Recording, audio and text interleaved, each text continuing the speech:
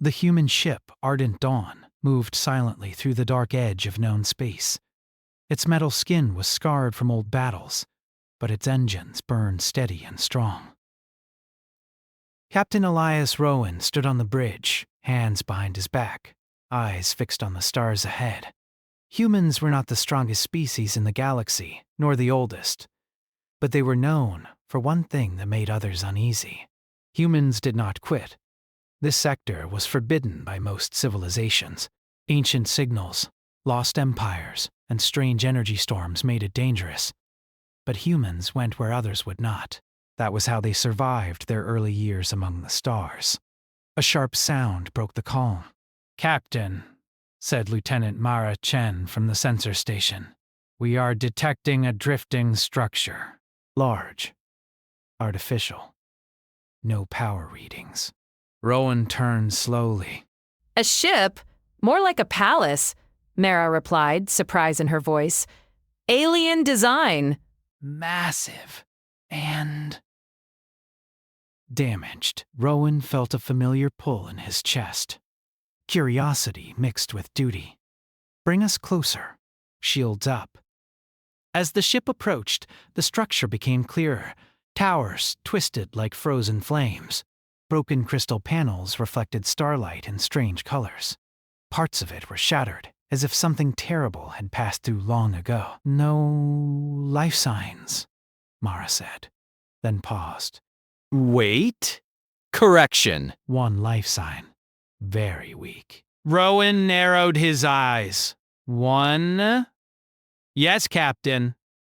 Deep inside, silence filled the bridge. In space, one life could mean many things. A trap, a survivor, or a responsibility.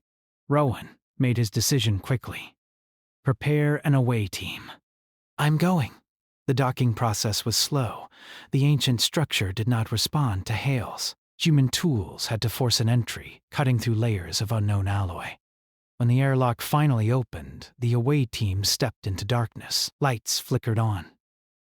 The hall was vast and empty. Broken banners floated gently, showing symbols no human had seen before. The place felt dead, but not abandoned. Like a tomb waiting for someone to remember it. They moved carefully, following the weak life signal. Deep inside, they found her. She lay on a raised platform, surrounded by shattered machines. Her body was alien, tall and graceful, with pale blue skin and silver markings that glowed faintly. Her lower body was encased in a broken support frame, wires torn and dark. Her eyes were closed, her breathing shallow. "Medical emergency," said Dr. Hale, kneeling beside her. "She's alive, but barely. What species?" Rowan asked. "Unknown," Hale said. "But advanced, very advanced." The machines around her looked like life support systems, now ruined. Whatever had happened here, she had survived longer than should have been possible. "Can we move her?" Rowan asked. Hale hesitated. "It's risky. But if we leave her, she will die." Rowan looked at the silent hall, the broken palace, the lonely survivor of a fallen world. "Bring her aboard," he said. "Carefully." Back on the Ardent Dawn, the medbay became a place of quiet urgency. Human doctors worked with tools that were never meant for alien biology, adapting, learning, adjusting. This was another thing humans were known for. They learned fast. Hours passed. Finally, the alien's eyes opened. They were bright gold. Panic flashing across her face as she tried to move and failed. Her lower body did not respond. The support frame was gone, replaced by human medical equipment. Dr. Hale raised his hands slowly. "Easy. You are safe." The alien stared at him, then at the room, fear and confusion mixing in her expression. Her mouth moved, and she spoke in a musical language no one understood. The translation software struggled, then began to adapt. "Is my throne," her voice finally said, broken but clear. Rowan stepped forward. "You are aboard a human ship." Your palace was destroyed. We rescued you. Her eyes widened. Human? The word carried weight. History. Stories. Yes, Rowan said calmly. My name is Elias Rowan. I am the captain. She studied him closely, not with hatred, not with anger, with curiosity. My name, she said slowly, is Princess Elthara of Valyrian Star Dominion. The room went silent. Princess Rowan kept his face neutral. Your dominion appears to have fallen. Pain crossed her face. It was erased by those who feared us. I was left behind, punished, broken. Her hands clenched weakly. I could not even end myself. Dr. Hale glanced at Rowan, then back at her. Your paralysis, he said carefully. It is severe, but not hopeless. Human medicine may help. Aelthara looked at him sharply. Human medicine? Yes, Hale said. We rebuild what others accept as lost. Hope flickered in her eyes, fragile but real. Rowan spoke again.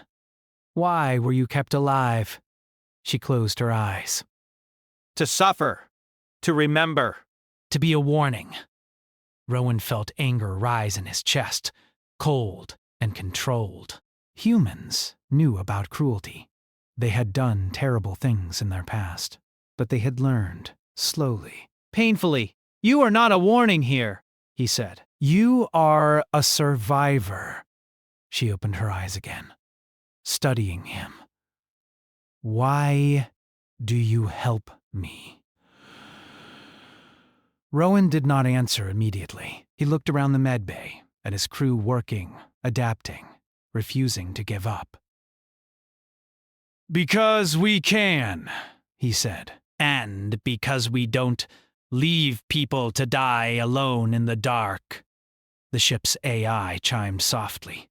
Captain, long-range sensors detect multiple warp signatures. Unknown vessels. Mara's voice came over the intercom. Captain, they are moving fast. Same energy pattern as the weapons that damaged the palace. Althara's breath caught. They have found me. Rowan turned, calm but focused. Red alert, all hands to stations. He looked back at the alien princess, broken but unbowed. They will have to go through us first, he said. Althara stared at him, disbelief slowly turning into something else. Respect, wonder. Humans were not the strongest species, but they stood between the helpless and the dark, and that, she realized, made them dangerous. Far beyond the ship, shadows moved through space, unaware that they were about to learn a lesson the galaxy had learned many times before. Never underestimate humans. The ardent dawn shook as space bent around it. Warning lights flashed red across the bridge. The unknown ships were closing fast, their signals sharp and aggressive. Captain Rowan stood steady in the center of the bridge. Report. Mara's fingers moved quickly over the controls. 3 enemy vessels. Advanced weapons. Faster than anything we have seen before. Are they hailing us? Rowan asked. No, Captain. They are charging weapons. Rowan nodded once. Then we respond. Human ships were not built to look beautiful. They were built to survive. The ardent dawn turned smoothly, placing its strongest armor toward the incoming threat. Energy shields flared to full strength. Fire only when they do, Rowan said. The first enemy blast struck like a hammer. The ship groaned, but held. Alarms sounded, then faded as systems stabilized. Shields at 92%, Mara reported. Rowan allowed himself a small breath. Return fire. Human rail cannons roared. Slugs of hardened metal crossed space at impossible speed. One enemy ship twisted too late. The impact tore through its hull, sending debris spinning into the void. But the other 2 ships did not slow down. They split apart, moving with frightening coordination. They are trying to flank us, Mara said. Rowan's eyes narrowed. Helm, roll the ship. Bring us between them. The ardent dawn moved like a living thing, engines pushing beyond safe limits. Human ships often did that. Safety margins were seen as suggestions. Below decks, in the medbay, Princess Aelfara felt the vibrations through her body. She lay still, unable to move her legs, her hands gripping the edge of the bed. Dr. Hale worked beside her, checking readings, adjusting equipment. "Try to stay calm," he said gently. She laughed softly, a broken sound. "My people ruled stars. Now I cannot even stand." Hale looked at her. "Standing is not the measure of worth." She turned her head toward him. "You believe that?" I do, he said. Humans lost much when we first reached space. Worlds. Cities. Millions of lives. We learn that survival is not about what you lose. It's about what you choose after. Aelfara closed her eyes. The words settled deep. A sudden explosion rocked the ship harder than before. The lights flickered. What was that? She asked. Direct hit, Hale replied. But the ship is holding. She was silent for a long moment. Then she spoke quietly. "Those ships belong to the Varketh enforcers. They destroyed my dominion." Hale paused. Why are they hunting you? Because I am proof, she said. Proof that their fear was justified. My people could shape energy in ways they could not control. They chose destruction instead of understanding. Another blast echoed through the hull. "They will not stop," she said. "If you let me go, they may spare you." Hale shook his head. That's not how we do things.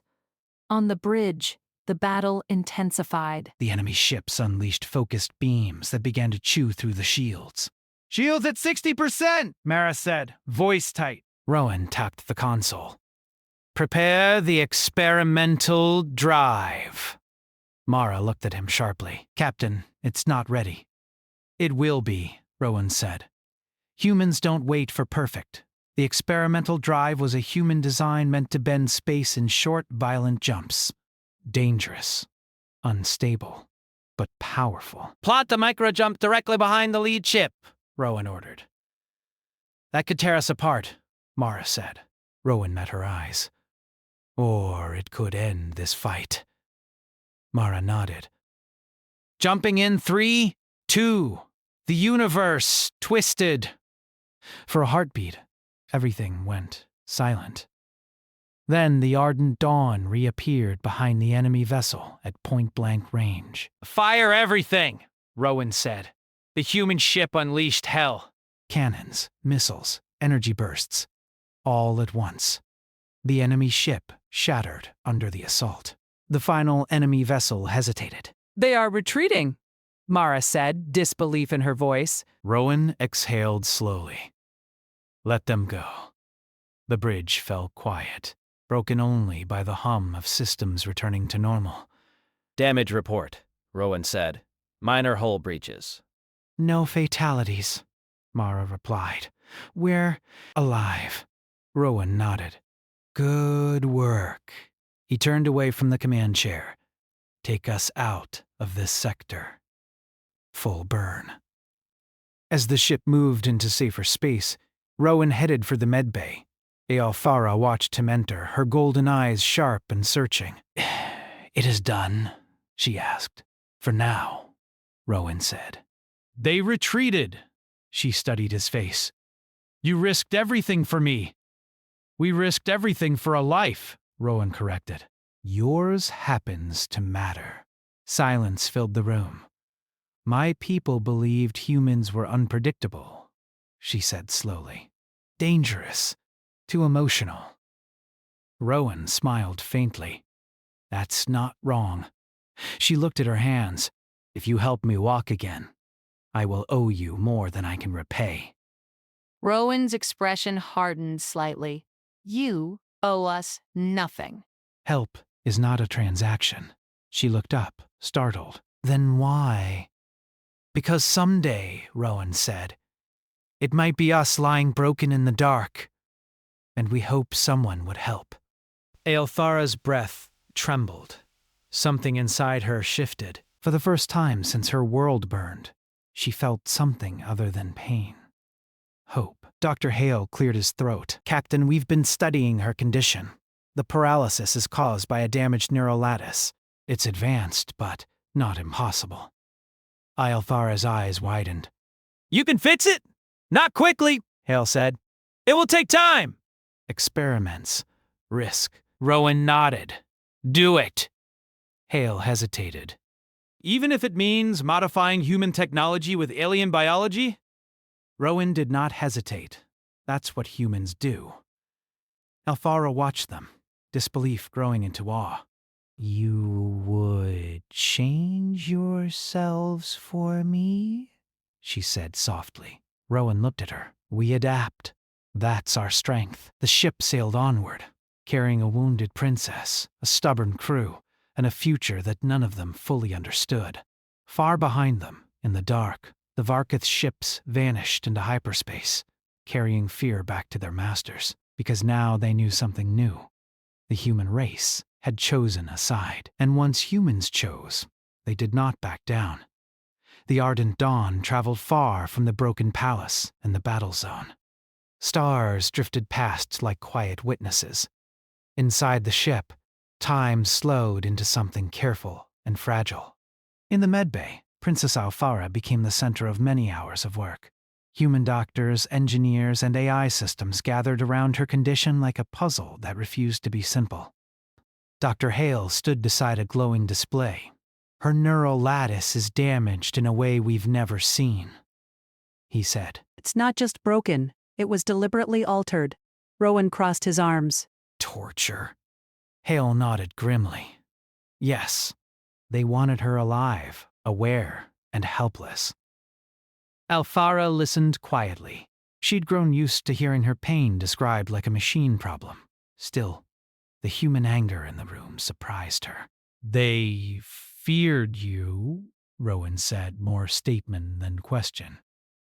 They feared what my people could become, she replied.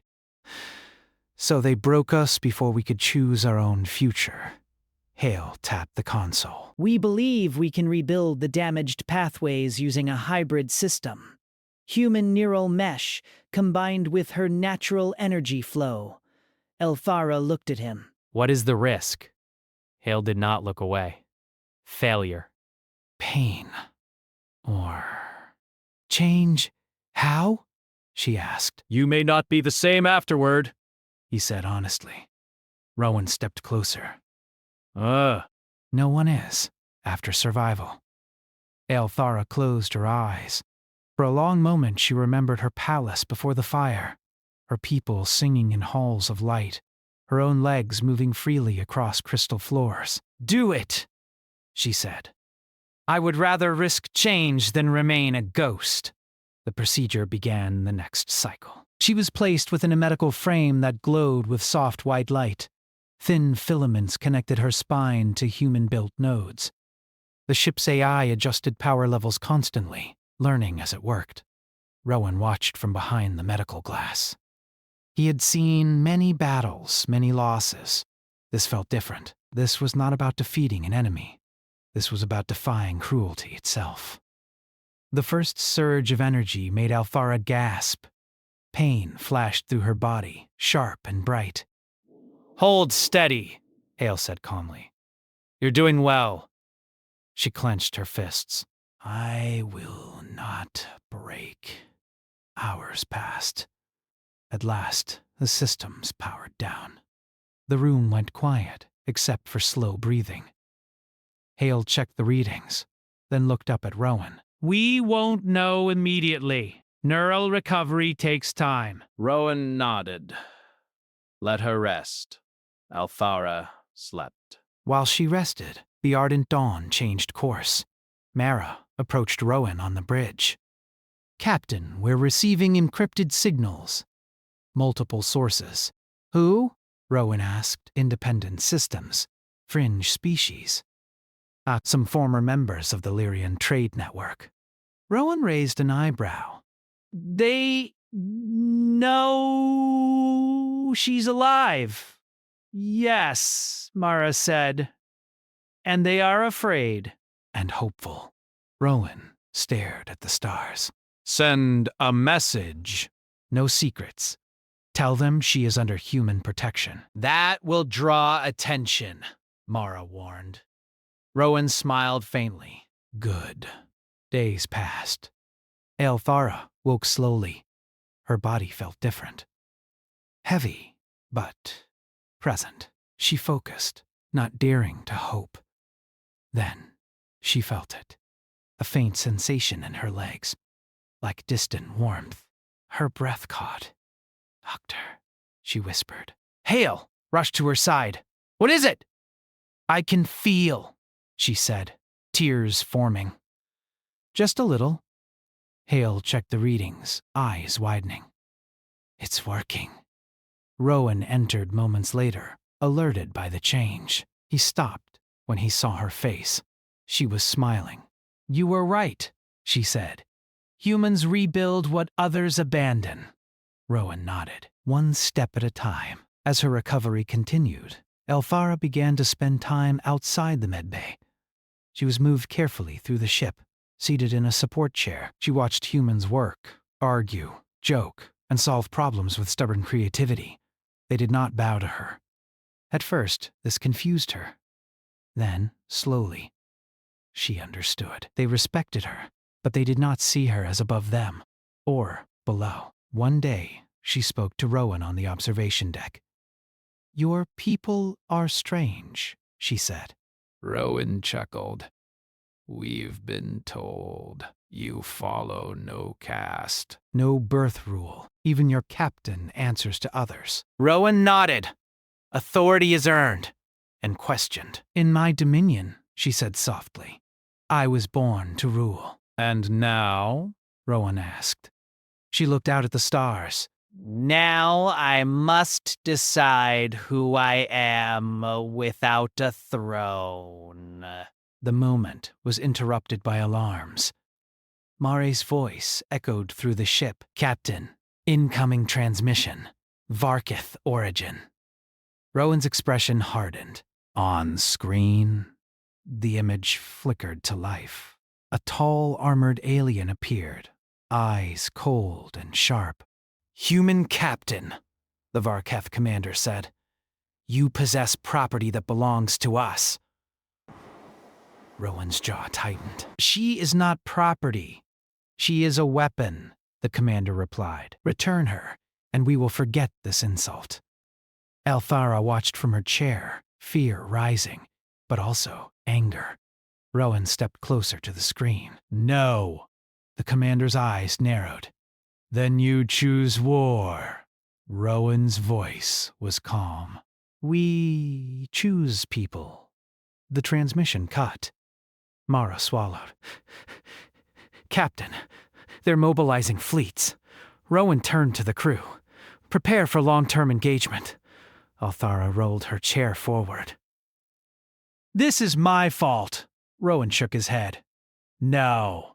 This is their choice. She looked at him, then at the humans moving with purpose around her. My people believed power was control, she said. You believe power is protection. Rowan met her gaze. We learned the hard way. That night, alone in her quarters, Aelthara tried something new. She focused on her legs, on the faint warmth she had felt. Her muscles trembled, just barely. She laughed quietly, a sound filled with disbelief. Elsewhere, in deep space, Varkith war fleets gathered. They spoke of humans as reckless, emotional, weak. They did not understand what they were facing. Humans did not fight for conquest. They fought for those they chose to protect. And once that choice was made, they would reshape the galaxy before they let it be taken away. The Ardent Dawn no longer traveled alone.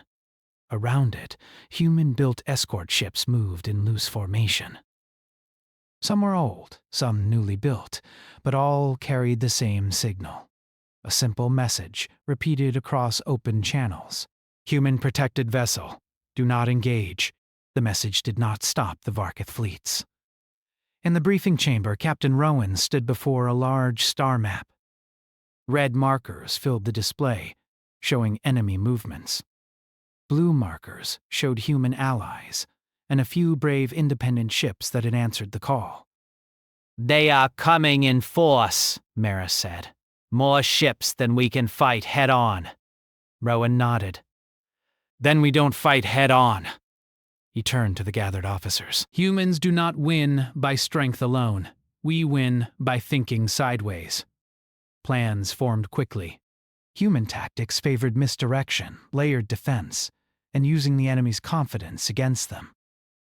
Traps were placed in unstable regions of space. Old mining fields were reactivated. Navigation data was altered in ways only human systems could manage. Meanwhile, Althara continued her recovery.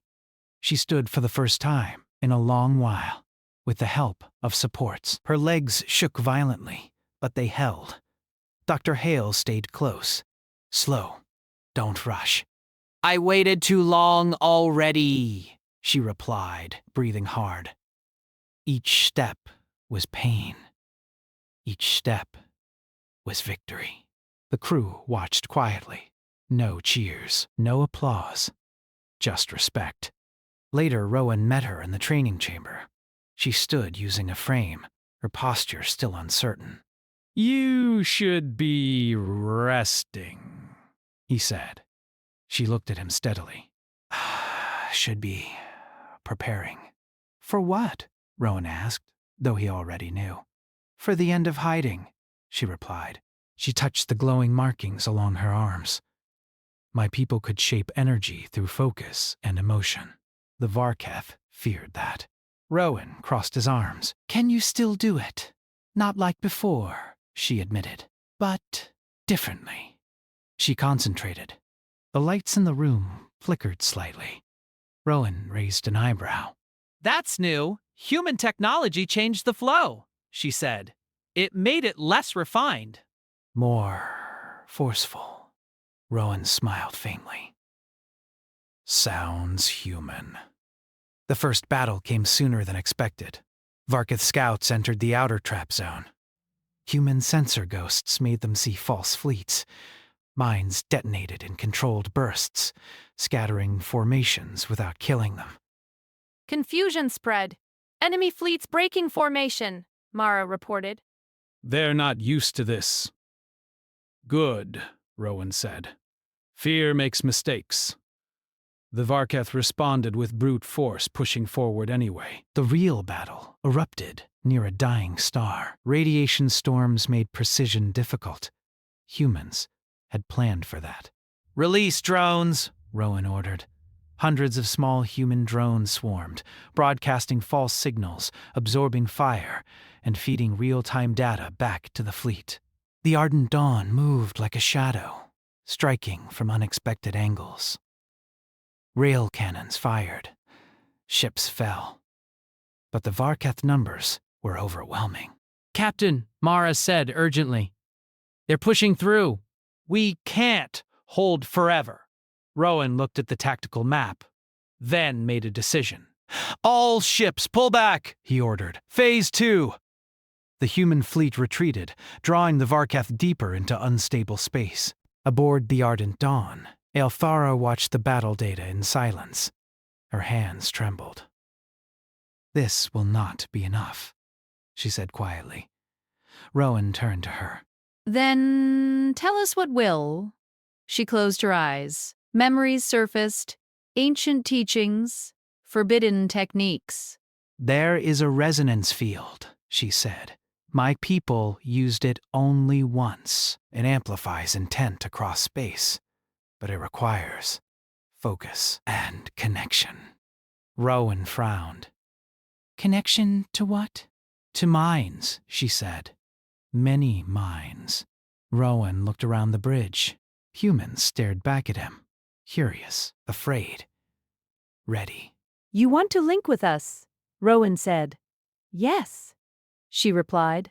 Briefly, it will not control you. It will only carry what you already choose. Rowan considered the risks. Humans were wary of mental interference. History had taught them that lesson. But this was not domination. This was cooperation. "Doctor," Rowan said, "is it safe?" Hale hesitated. "Unknown, but not dangerous by design," Rowan nodded. "Do it." The chamber was prepared quickly. Aelfara was placed at the center. Human neural interfaces connected lightly, carefully. No force, no overrides. "Begin link," Hale said. The moment it activated, something changed. Human crew members felt at first, not voices, not images, but intent, a shared understanding. Protect. Stand. Do not yield. Alfara felt it too. Human determination was raw, heavy, unstoppable. She focused. The resonance field expanded. Across space, Varkith ships faltered. Sensors screamed with overload. Communication systems filled with echoes of something they could not understand. "Enemy systems destabilizing," Mara gasped. "They're losing coordination." The Varketh commander shouted orders that never reached their ships. Human fleet surged forward. This time, they did not retreat. The battle turned brutal and fast. One by one, Varketh ships disabled themselves trying to escape the resonance. At the center of it all, Aelfara screamed, not in pain, but effort. "Hold on!" Hale shouted. Rowan grabbed her hand. You're not alone. She felt it then. Humans did not dominate the link. They shared it. They carried the weight with her. The field collapsed moments later. Silence followed. The Varketh fleet was broken. Survivors fled in disarray. On the bridge, exhausted humans slumped into seats. Some laughed weakly. Others just breathed. Althara collapsed back into the chair, shaking. Rowan knelt beside her. "You saved us." She shook her head. "We saved each other." News spread fast across nearby systems. Humans had not just defended an alien survivor, they had defeated a feared enforcer empire without conquest, without genocide. By standing together, as the ardent dawn moved away from the battlefield, Alfara stood again, this time without the frame. Her steps were slow, but they were hers. Outside, stars burned quietly, unaware that something fundamental had shifted. The galaxy had learned a new truth. Humans did not rule by fear. They inspired resistance against it. And the war was not over yet. The war did not end with the broken Varkith fleet, but something important did change. Fear shifted sides. The ardent dawn moved slowly toward neutral space. Its hull scarred, its crew exhausted. Repairs were underway, but no one rushed. For the first time in a long while, there was no immediate threat chasing them through the dark. On the observation deck, Captain Rowan stood alone, watching the stars. He looked older than when this journey began. Not weaker, just marked by choice. Footsteps approached behind him. Alfara stopped a short distance away. She stood without support now, though she still leaned slightly on a rail. Her movements were careful, but steady. You should be resting, Rowan said without turning. "So should you," she replied. He smiled faintly and turned to face her. "You're walking, yes?" she said. Slowly, painfully, but freely. They stood in silence for a moment. "The Varketh will not forget what happened," she said. "They will rebuild," Rowan nodded. "So will everyone else." Across nearby systems, the story spread, Not as propaganda, not as threat, but as fact. Humans had faced a power that ruled through fear and had not asked permission to resist. More ships began to arrive. Independent traders. Small defense fleets. Species that had once bowed quietly to the Varketh now watched from the edges, testing the idea that resistance was possible. A council request arrived soon after. Multiple systems asked for a meeting. Neutral ground. open talks. Mara read the message aloud on the bridge. They want the human captain and the Lyran survivor present. Rowan exhaled slowly. They don't want a war story. They want a future. The meeting took place on a station older than most civilizations present. Its halls were worn smooth by centuries of cautious diplomacy. Aelthara walked beside Rowan as they entered. Her posture was upright now, not regal, not submissive. Simply present. The council chamber filled with alien forms, some familiar, some entirely new. Eyes watched her with curiosity, fear, and something close to shame. An elder from a trade coalition spoke first. Princess Aelthara, many believed you dead. Many believed my people deserved it, she replied calmly. Silence followed. Then Rowan spoke. We are not here to accuse. We are here to decide what happens next. A representative from a border system shifted uneasily. The Varketh enforced stability. Without them? There was no stability, Aelthara interrupted. Only quiet suffering. Her voice did not rise. It did not need to. She stepped forward. My dominion fell because others were afraid of change. Humans are different. They do not promise safety. They promised effort. Eyes turned toward Rowan. We are not your rulers, Rowan said. We are not your saviors. We are your neighbors. And neighbors help each other when bullies show up. The word felt strange in the chamber. Human. Murmurs spread. Another delegate spoke. And what do you ask in return? Rowan did not hesitate. Nothing you wouldn't already give yourselves. Choice. The meeting ended without applause, without ceremony. But something fundamental shifted. A coalition formed. Loose, uneven, real. Not an empire, a refusal. Weeks later, the ardent dawn returned to human space. Crowds gathered at the docks, not to celebrate conquest, but survival. Families hugged crew members. Children stared wide-eyed at the alien princess walking under her own strength. Aelthara felt something tighten in her chest. They welcome you, Rowan said quietly. They do not know me, she replied. They know enough, he said. Dr. Hale met them at the ramp. Your final scans look good, he told Aelthara. You'll continue improving. The neural mesh is stabilizing. She nodded. Thank you. All of you, Hale smiled. You did the hard part. That night, Aelthara stood alone in a garden dome, surrounded by earth plants. Green, alive, stubborn. Much like the people who tended them. Rowan approached quietly. You could stay, he said. We would help you rebuild here. She turned to him. And if I leave? We would still help, he said, from wherever you choose to stand.